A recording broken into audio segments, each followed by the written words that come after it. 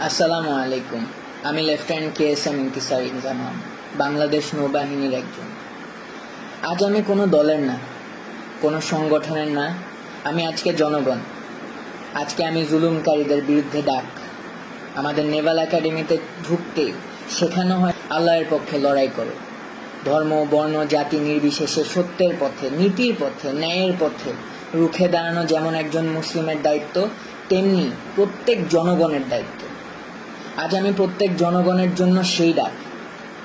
আমার এই ডাক কতদূর যাবে আমি জানি না, তবে বন্ধ করানোর জন্য রাজাকার, BNP ইত্যাদি নাম দেওয়া হবে। দাড়ি দেখে বলবে আমি জামাত শিবির, তবে আমি একজন বীরপ্রতীক সন্তান। আমার বাবা আর্মিতে ছিলেন এবং মাননীয় প্রধানমন্ত্রী আপনার সাথেই SSF-এ চাকরি করেছেন।